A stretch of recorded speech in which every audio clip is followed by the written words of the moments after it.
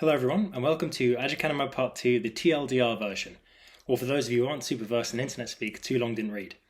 So the previous video, which I finished cutting together yesterday, was an hour and 22 minutes long, a bit long, so if you didn't watch that, this is the intro for this video. Carrying on from the previous video where we discussed Aducanumab, the neurologic developed by Biogen, the proposed mechanism of action according to the Amyloid Cascade, amyloidosis hypothesis of Alzheimer's disease. And we mentioned that the previous video that I was going to get into some of the ethics, some of the concerns about theory, about Aducanumab, and some of its data and its FDA approval, which some feel was not warranted. So this is that video. I'm going to be getting into some queries about the amyloidosis theory, perhaps some reasons why Aducanumab isn't working as it intended. I'm going to be talking about different outcomes, surrogate markers, concluding with a talk about the different problems associated with Aducanumab, perhaps why it shouldn't have been FDA approved, and we'll conclude the video, and hopefully this one won't be too long. So yeah, stick around and I hope you enjoy.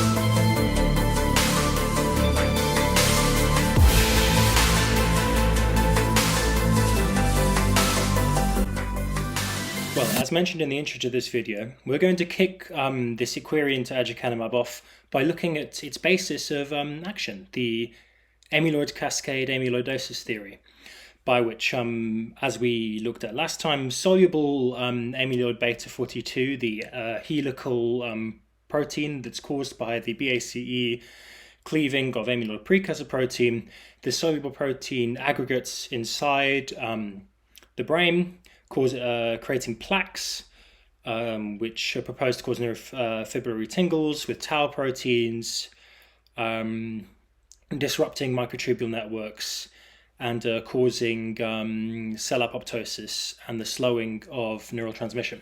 So that's the amyloidosis proposed theory of Alzheimer's disease.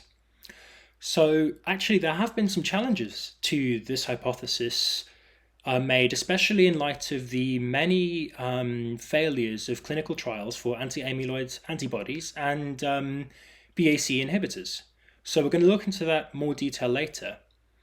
But it is interesting that after so many years since the 1999 Schenck et al. Paper that sparked this gold rush of amyloid neurologic Alzheimer's treatments, that the very theory is under question now. And we'll look into that more later, but we're going to start off first by Professor Portensen's query into the amyloidosis theory. In this article from Medical News Today, that lists a few complaints, and this isn't settled science, just as the amyloidosis theory is no longer settled science, so it could be proven wrong. But it does seem that so far material data lends this some credence. So Albert Espay comments here that degeneration is a process of loss, and what we lose turns out to be much more important. So he's talking about amyloid beta being lost rather than the plaques which are proposed to cause the worsening of and onset of Alzheimer's symptoms. So he says it's the soluble amyloid beta being put into the plaques that's the problem, not the fact that the plaques exist. And the reason he's saying that is because we have Dr. Anton Portensen here, who's done an analysis on patients who have beta amyloid in their brains. And in the study, those with baseline level of soluble beta amyloid in the brain above 270 picograms per millimeter remains cognitively normal. And this is a phenomenon that's been seen multiple times, that even those with abnormal levels of soluble beta amyloid in their brains actually have normal cognitive function and don't develop MCI, which is mild cognitive impairment, which is if you have MCI, mild cognitive impairment, and you have abnormal amyloid beta, you're the target group for Aducanumab and the other neurologics of this class. But yeah, these people, regardless of the amyloid plaques in their brains, according to this study, it doesn't correlate to cognitive impairment.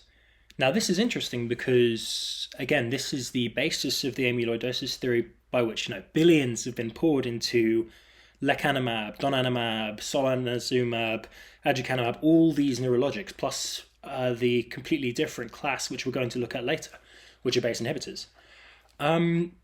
But yeah, Dr. Anton Portainson makes this claim that the higher levels of soluble beta amyloid are therapeutic, that it's the opposite of what we thought, whereas previously scientists would have thought, well, high levels of soluble beta amyloid leads to more plaques, leads to more tangles, thus leads to more symptomatic onset. Well, this theory is being challenged, and it can still work within the framework of perhaps the Schenk et al. Paper and other papers where they look at the effects of abnormal beta amyloid in mice and how immunization against this beta amyloid 42 provided better clinical outcomes. But again, this is far from settled science. There's more information we're going to get into slightly later with Verubecestat. But indeed, it is interesting.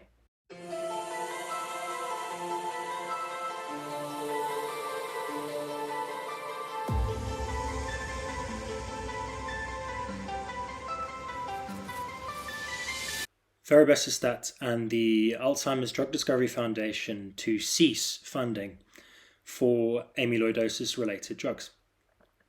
So I said earlier I'd look at the other mechanism of action for anti-amyloid drugs, which is BACE inhibitors, such as Verubecestat. So Aducanumab falls into the former version, which is directly targeting amyloid plaques, so targeting the downstream effects of the cleaving of amyloid precursor protein. However, drugs like Merck's Verubecestat are BACE inhibitors, so they inhibit the enzyme which cleaves the amyloid precursor protein and prevents there being soluble amyloid in the brain. Now, according to the amyloidosis hypothesis, in which amyloid beta 42 is harmful itself and directly harmful in plaques and tangles, this should produce a positive clinical benefit. However, the Verubecestat trial was ceased for futility. We're going to look at the results of this trial very briefly, and then we're going to look at the Alzheimer Drug Discovery Foundation statement very quickly as well. So here we can see the primary clinical marker for the success of this drug by Merck, Verubecestat, was the CDR-SB test. So a worse test means, a higher score means greater cognitive impairment. So the fact that this blue line here, which represents the higher dose of Verubecestat, has the highest score is the inverse of what you'd expect if the amyloidosis theory was correct. We see worsening scores on the CCS3D and ADCS-ADL, which were secondary tests. However, if we look at whether Verubecestat carried out its intended surrogate marker and mechanism of action function, which would be the decrease in soluble amyloid beta in the brain, well, indeed it does. So if you look at the results here, we have the biomarkers, greater than 60% reductions from baseline in the concentration of amyloid beta 42, 40, and other metabolites in the cerebrospinal fluid. So this drug worked as intended, but it didn't have the clinical effects. So this is a fairly dire blow to the amyloidosis theory. So we're going to quickly look at the Drug Discovery Foundation statement. So in light of the Verubecestat trial, they released this statement where they have commented on the amyloidosis theory as I'm doing now. Serious blow to the hypothesis, and that is indeed correct. They have stopped funding, or back in 2010, they stopped funding drugs that followed this hypothesis of action, which includes aducanumab, just that aducanumab targets a downstream effect of amyloid beta 42 rather than targeting the cleaving and the formation of soluble helices of amyloid beta 42. So this is significant. This is data which, if it can be taken at face value, the Verubecestat trial directly contradicts the amyloidosis hypothesis. I mean, it is possible that amyloid plaques, which are targeted by aducanumab, have an independent negative effect on cognition. So targeting the amyloid plaques themselves could possibly have a therapeutic effect, even if amyloid beta 42, as Dr. Porsteinson put it, is actually a surrogate marker of good clinical outcome.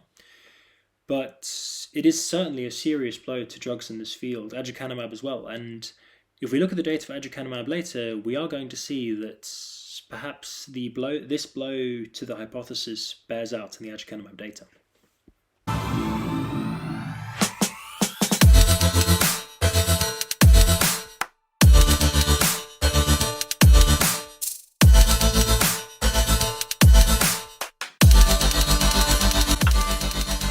Right, so we're going to now go into the eMERGE and ENGAGE trial results and a brief analysis of Biogen's decision to do a post-hoc analysis on eMERGE and ENGAGE and submit it for FDA approval by D.Knopman and team. So here's our eMERGE and ENGAGE paper here, taken from a Biogen release to its investors. So this is their data direct from the clinical phase 3 clinical trials. So we'll quickly look at the clinical trials, two identical 18-month randomized double-blind placebo-controlled phase 3 studies. So these are pretty well put together studies with all the basic requisite controls that you would expect in a high-powered clinical study done by a very wealthy company with the hope of producing an efficacious treatment. So 3,285 patients, 20 countries, 348 sites. You can be reliably certain that such trials with such numbers would be representative of the populations they were looking at. So there was a high, a low, and a placebo group, which made up a third of each trial, with these 3,285 patients being split into two groups between the trials, with the primary endpoint being the CDR-SB test, which measures cognitive decline, so a higher score is a greater cognitive impairment, as we looked at with the Verubecestat trial, with secondary and surrogate markers also looked at in the study. So let's look at the surrogate markers. So amyloid and tau, with the higher dose of aducanumab, p-tau, so abnormal tau, was reduced in a greater proportion as total tau. As you know, total tau from the previous video is necessary. So in both studies, this was shown to be the case, though an interesting result, or perhaps a beneficial result there in the ENGAGE trial. And also, most significantly, amyloid beta 42. So this is mean change from baseline PET. So this is PET scans looking at the plaques in the brain. Massive decreases. So clearly the surrogate marker, which is amyloidosis, clearly this mechanism has been achieved. So you'd expect that if amyloid beta plaques are decreasing in the brain, which is clearly shown by both the eMERGE and ENGAGE trials, and if abnormal tau is decreasing in the brain, then you should expect a positive result in terms of clinical benefit, no? According to the amyloidosis theory. So let's look at the eMERGE and ENGAGE results. So here we have the CDR-SB test. So in eMERGE, we indeed have a positive result, which just achieved statistical significance at 0.012, so below the critical value of 0.05, which is generally accepted. But in ENGAGE, we don't. In fact, we have a value of 0.03, which is worse. So we have a positive result, albeit weakly positive, and a null result here, because this is clearly too low to have any real significance. The low dose, neither trial achieved statistical significance, so Biogen disregarded the low dose as an efficacious clinical treatment. But as we can see for ENGAGE, for all of the the cognition tests, none of them achieved statistical significance. So none of them achieved the endpoints you would expect for an efficacious treatment. Now, again, we're going to compare this to the massive success in surrogate markers. So clearly the drug has worked as biomechanically advertised, but not delivered on what is promised clinically, which is a significant reduction in the onset of Alzheimer's symptoms. So this is mentioned in David Knopman's analysis and team's analysis of the Emerge and Engage trials, and the decision by Biogen to submit a post-hoc analysis to the FDA. Now, this post-hoc analysis would look at this data and say, well, actually, high-dose aducanumab was efficacious here. It made the argument that patients in this high-dose group were taken on and off high-dose, so the protocol with Engage and Emerge for high-dose wasn't exactly the same. And they argue that these results are as a result of abnormal, differential regimens between the patients in high-dose aducanumab between the two groups.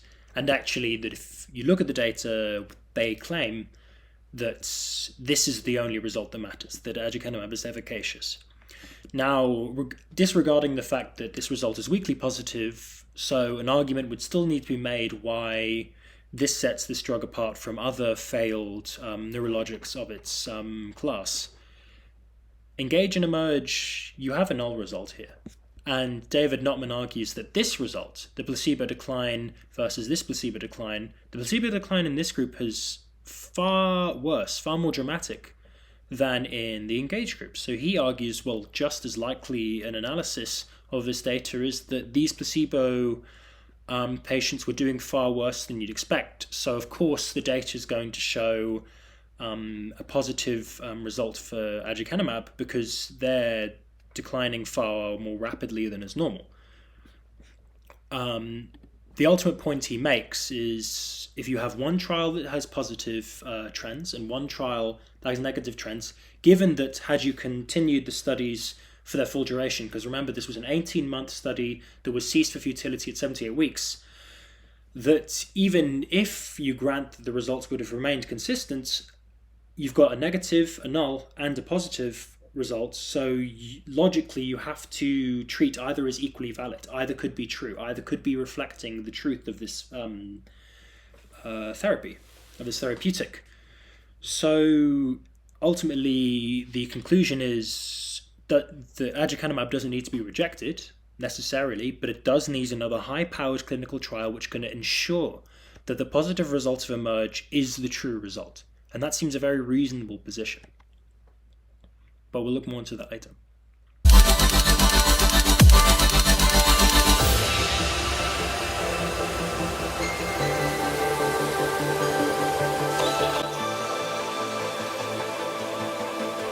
So this final long section of the video is going to focus primarily on the AAN, American Academy of Neurology, their statement on aducanumab and its proposed FDA approval. Well, it's FDA approval at the time of the writing of the document. Now, their article has many multifaceted concerns and points, so I'm going to focus on a few of them, and hopefully we can draw some clear lines by which to conclude on this particular drug. So firstly, we're going to look at the principle of beneficence, which is focusing on, well, does this drug actually help patients? Does this actually have clinical benefit? So here, an advisory committee of the FDA, which the FDA selected to approve or reject Biogen's request for approval of aducanumab based on their post-hoc analysis, the advisory committee reviewed the evidence and decisively concluded, 10 votes no, 1 uncertain, that the data did not support a conclusion that aducanumab slows cognitive decline. Did not. Even support a conclusion that aducanumab slows cognitive decline. Now that's not even saying that if they had said aducanumab reduces cognitive decline, that it would be eligible for FDA approval, because there are other concerns which we'll look into later. Financial concerns, harm concerns. But no, these experts convened by the FDA regulatory committee weren't convinced at all. And as we'll see later, 3 members of this committee resigned to protest the FDA's decision. So why is this especially significant? We've looked at previously that aducanumab has far from a convincing set of results on efficacy, so at the very least it would need another trial to demonstrate these results of efficacy. But what are further concerns that has prompted the AAN to write this article? Well, if we look here, patients who have so we're looking at the prices here. So at the end of the day, the price which the FDA set for aducanumab would not be as high as this. It would end up being $28,200.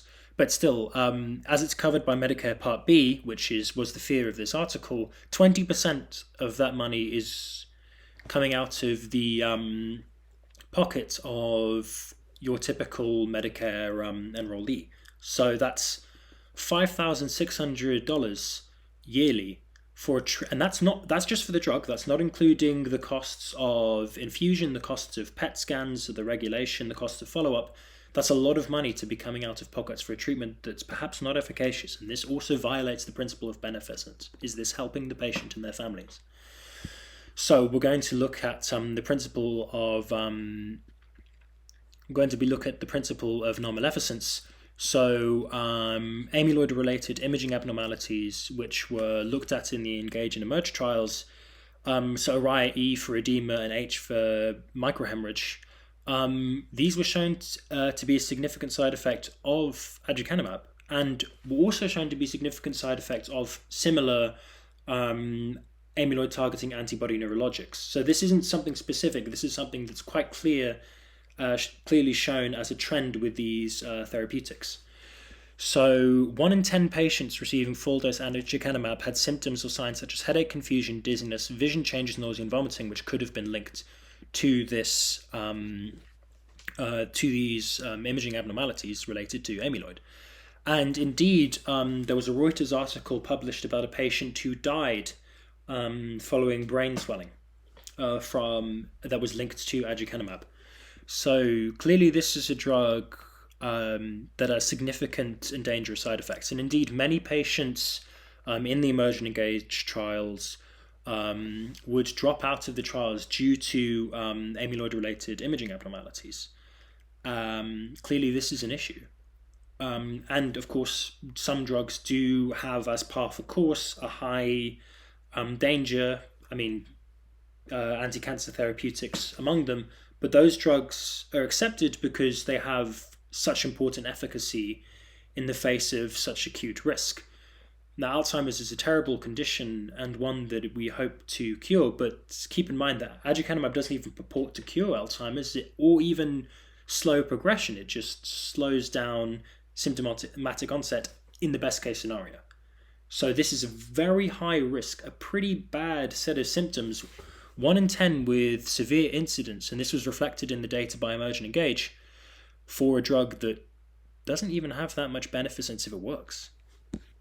So we're going to look here at, again, the financial concerns that all of this money that it's going to cost. And I looked at an article published in 2022. Medicare premiums have gone up in 2022, which is the previous year from the time I'm making this video, went up to $170.10 as opposed to $148.50 the previous year. And CNN linked that very clearly to the aducanumab treatment, which is billions.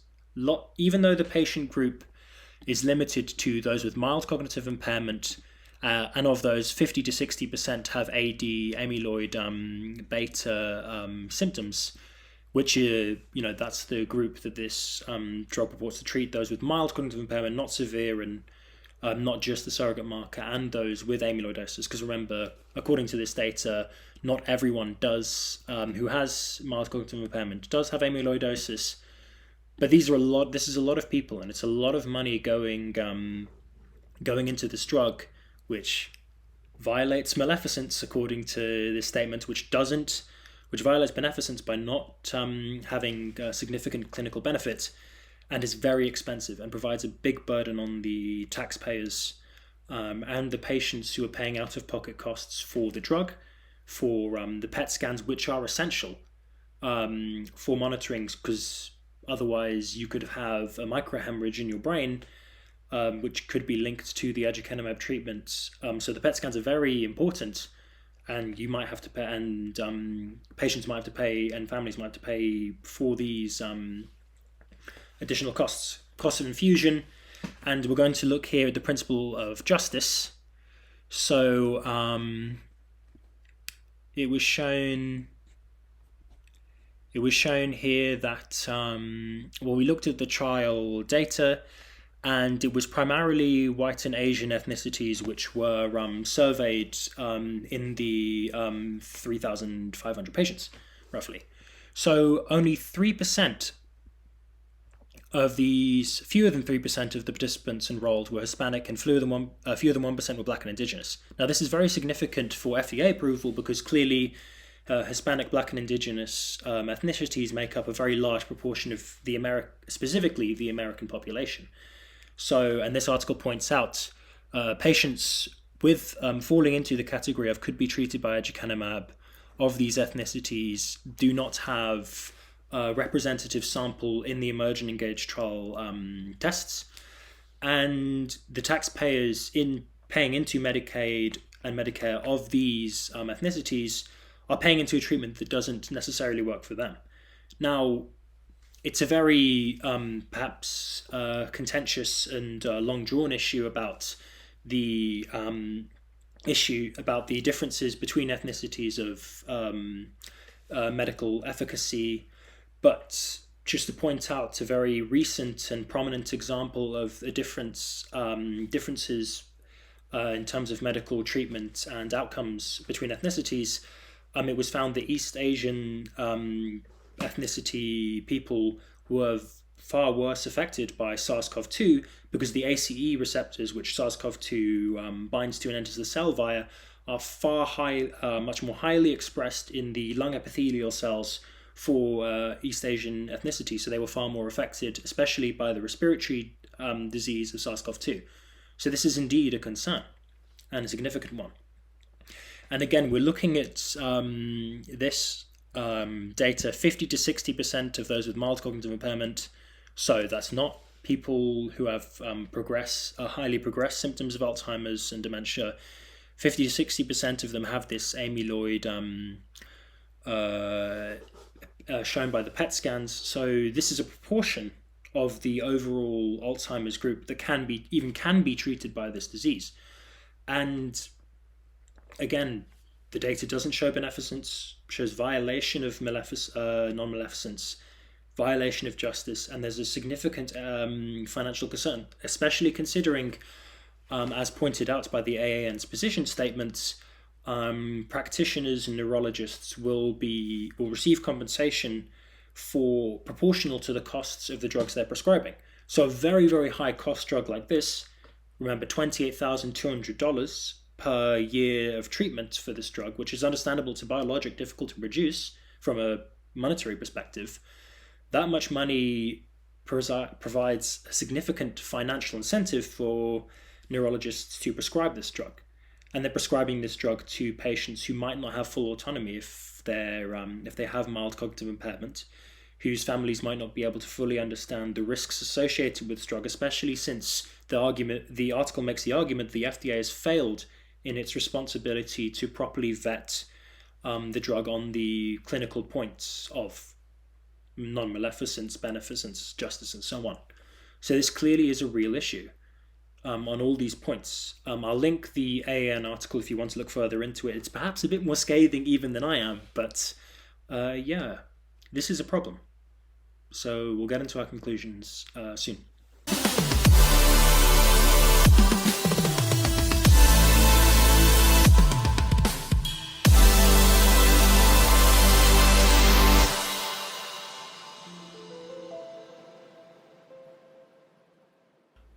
So conclusions on aducanumab at the end of this two-part series.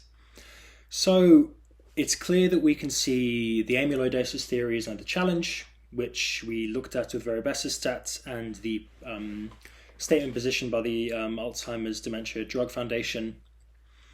Clear challenges there, and perhaps in the future we'll go, if more data comes out, we'll be able to look at the amyloidosis hypothesis and see if it's ultimately refuted. But a clear attack on the basis of the efficacy of the aducanumab treatment there. We have the Emerge and Engage trials, which did not show what they needed to show. Remember, Biogen specifically stated efficacy in these trials means that both over the 18-month period have positive results, at least for one subset of the aducanumab treated patients. So that would have been either the high dose and the low dose, or just the low dose or just the high dose. In this case, it was just the high dose.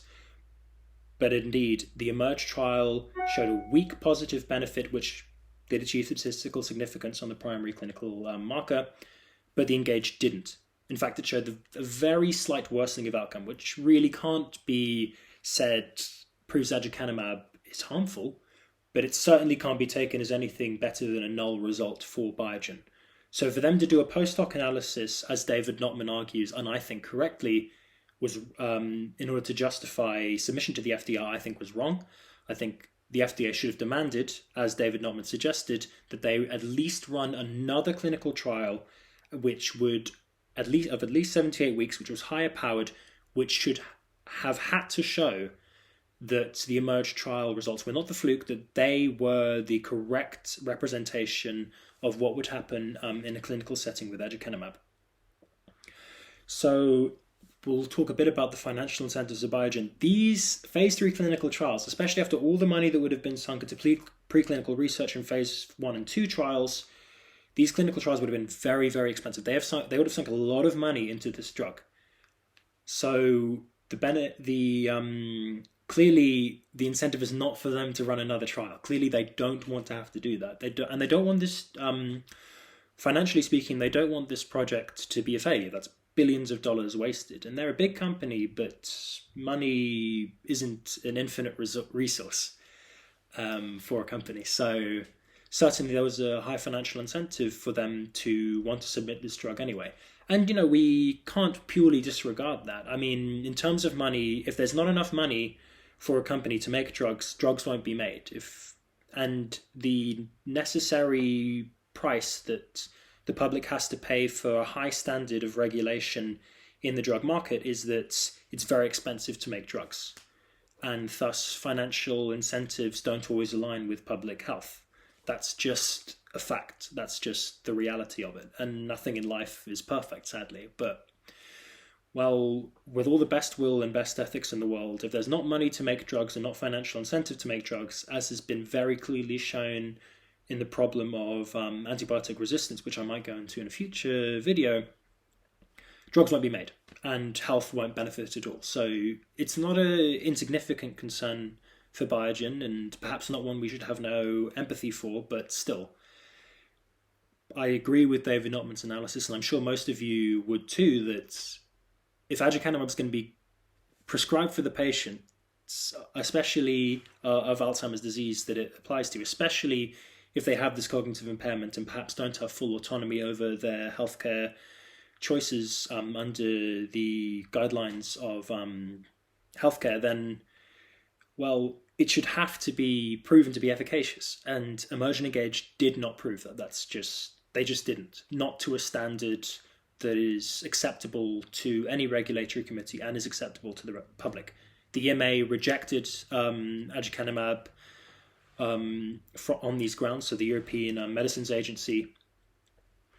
And it is important to note that the FDA used an accelerated pathway to get this drug approved, because normally the standard is which David Knopman mentions, you need 2 clinical trials, independent clinical trials, which fully show positive results in order to, as a baseline requirement for a drug to be approved.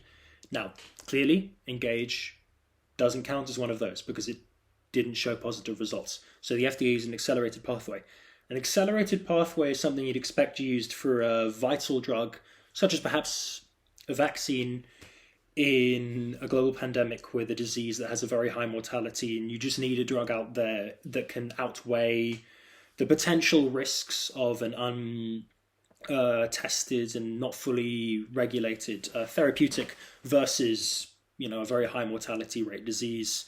So you can actually have an ethical argument made there. But for Alzheimer's, which, as we say, is a very awful and horrendous condition, but for an accelerated pathway for an Alzheimer's drug which isn't curative, which doesn't stop disease onset, only pauses it, seems a very odd way of going about regulation. That just doesn't seem right. I would have thought the EMA's response to reject Aducanumab, especially given the potential undermining of the source of its clinical efficacy, amyloidosis, is the right decision.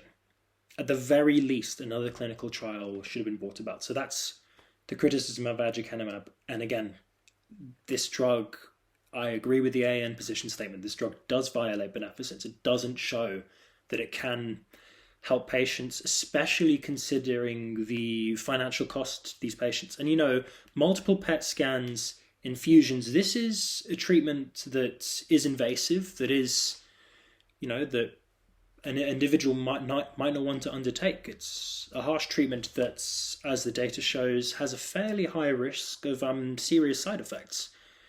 And again, I'll mention the Reuters article with the patient who had brain swelling and died, possibly linked to this treatment. So clearly, violates these medical principles, and the medical principle of justice, which we looked at earlier, violates financial incentives, and it's increased the cost of Medicaid for all American taxpayers. So this drug, I would argue, has been far more than a net negative. And at the very least, the very minimum, the FDA should withdraw the approval for the drug, especially if there's evidence consistent in the post-market release data that Biogen said they would be monitoring how patients were doing with Aducanumab, especially if they're supporting data for non-efficacy, violation of non-maleficence, so on and so forth in that data in the general public. The FDA, and perhaps regardless, the FDA should remove the approval and at the very minimum request another clinical trial, high-powered clinical trial, minimum 78 weeks with all the requisite double-blind, placebo-tested, high and low dose, more ethnic representation, which is reflective of the American population rather than just perhaps the population of the 20 countries, the sites in the 20 countries that Biogen used for the Emerge and Engage trials. All these things should be met for a drug that's released, especially a drug that was approved via an accelerated pathway. But yeah, that's my conclusion.